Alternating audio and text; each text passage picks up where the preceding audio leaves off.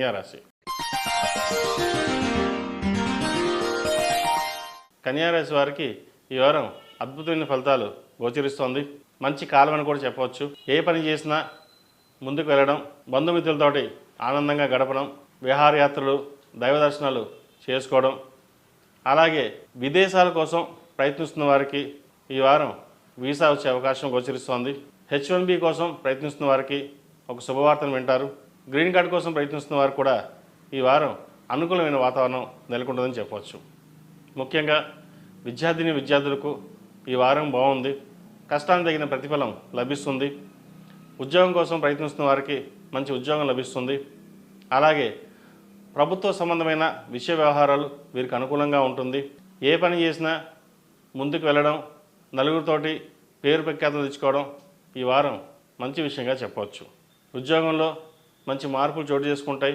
గత 2 వారాల కంటే కూడా ఈ వారం కొంత అభివృద్ధి అనేది కనిపిస్తుంది. అయితే ఖర్చు విషయంలో అలాగే ఉంటుంది. వచ్చిన ధనానికి ఖర్చుకి పెద్ద తేడా ఏమీ ఉండదు. అయితే అవి మంచి శుభకార్యాలకే ఖర్చు పెడతారు. శుభకార్యం ఘనంగా నిర్వహించాలని, నలుగురిలో పేరు ప్రఖ్యాతలు తెచ్చుకోవాలని సూచిస్తారు. కాబట్టి అలాగే వివాహం ఘనంగా నిర్వహిస్తారు కూడా. వ్యాపార అభివృద్ధి బాగుంటుంది. వ్యాపారంలో చిన్న చిన్న ఆటంకాలు ఎదురైనా ఈ వారం సమస్యపోతాయి. చిన్న చిన్న అడ్డంకులు ఏవైతే ఉన్నాయో కూడా ఈ వారం తొలగిపోయే సూచన కనిపిస్తోంది. అయితే గోచారరీత్యా కుజుడు దశమంలో, రవి బుధులు పంచమంలో, సప్తమంలో శుక్రుడు, రాహు ఉన్నారు. ప్రేమ వివాహాలకు సంబంధించి కొంత ఇబ్బందిమైన వాతావరణం నెలకొంటుంది. విడిపోయే అవకాశం కూడా గోచరిస్తోంది. కాబట్టి ఇటువంటి విషయాల్లో జాగ్రత్త వహించాలి. ఇది అందరికీ కాదు, కొంతమందికి మాత్రమే. భాగస్వామితో కూడా విభేదాలు వచ్చే అవకాశం లేకపోలేదు. ఏదైనా సరే కోపం, పట్టుదల అనేది పట్టు విడుపులాగా ఉండాలి. పట్టు విడుపులు లేకపోతే ఏదైనా మంచి జరిగే చోట చెడు జరుగుతుంది.